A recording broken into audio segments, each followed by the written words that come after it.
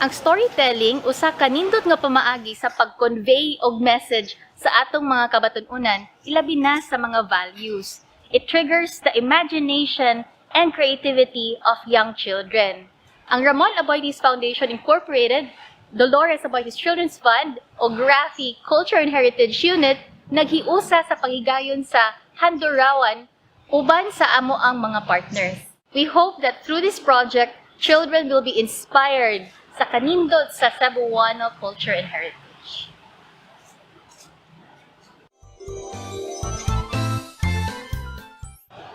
Maayong hapon, kids! Kumusta?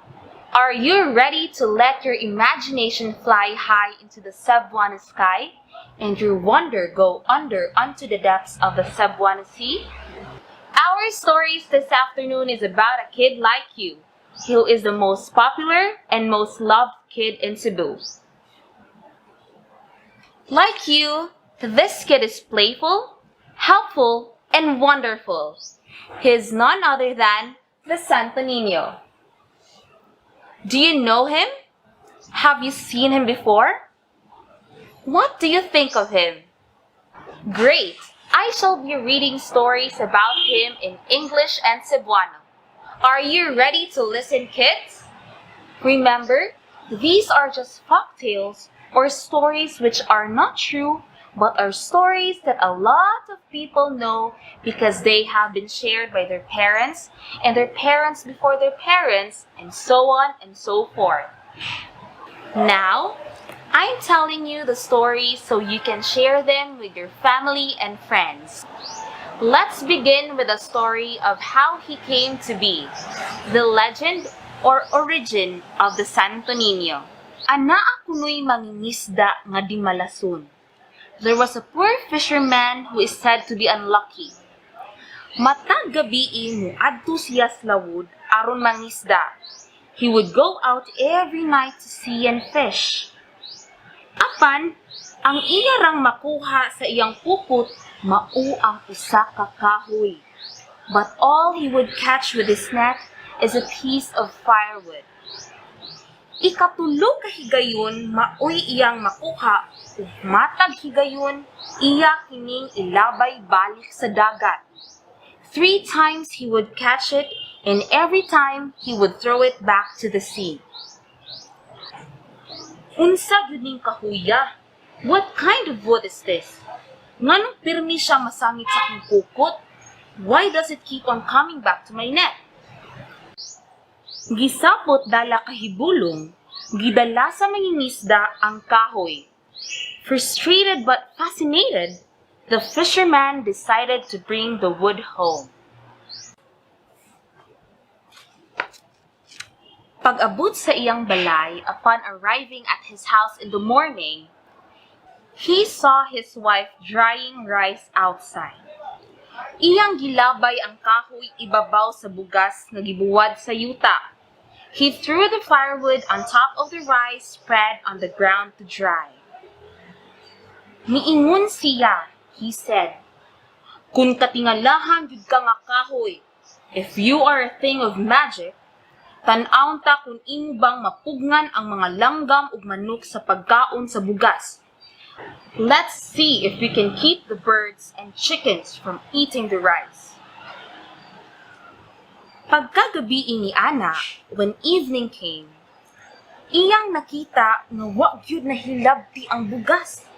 He saw the rice still untouched. Iyang gidala ang kahoy sulod sa balay. He decided to bring the firewood inside his house. Sa iyang pagkatulog, when he slept, nagdamgo siya nga ang kahoy na iyang nakuha nahimong imahen sa usa ka bata. He dreamt that the firewood he had caught at sea became a statue of a child.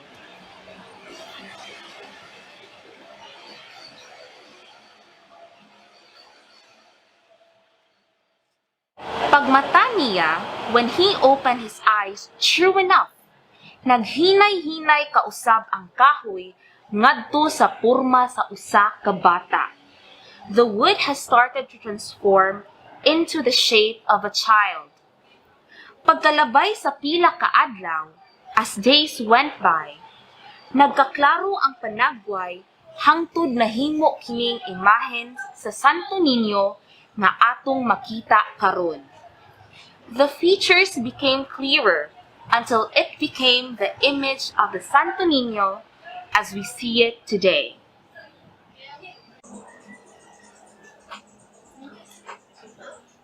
He has come under the care of the Augustinian priests in the church.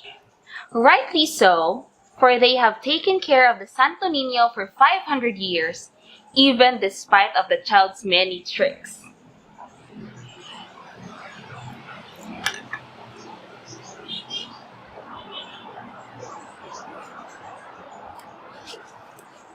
Here's one of them. Kada buntag, every morning, ana ay mamaligya og labas og lami ang danggit nga muagi atubangan sa basilika. A fish vendor selling fresh and tasty danggit would pass by the basilika.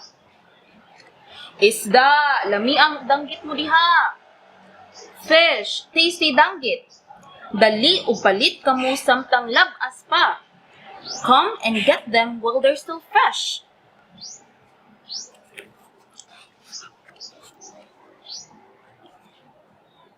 Kanunay siyang tagbuon sa usa ka itumon ug kuluton og buhok nga batang lalaki nga nagpaabot nga mopalit og isda kaniya.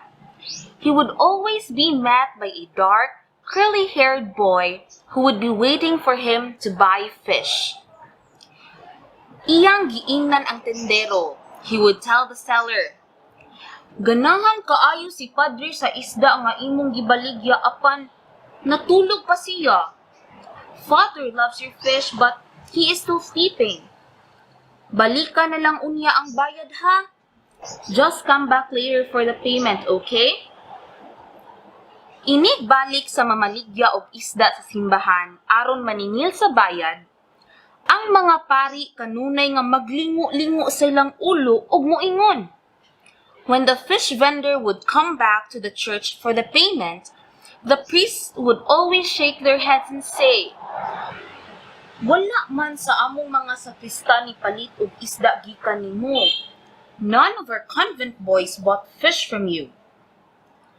Apan, mupugos ang tindero ug iyang ihulagway ang bata nga lalaki ang nga mayong sa Santo Niño. But the vendor would insist and give the description of the boy which fits the Santo Niño. "Sigurado mo nga wala mo'y sakristan diri nga itumon ug puluton ug buhok? Are you sure there's none among your altar boys here with dark skin and curly hair?"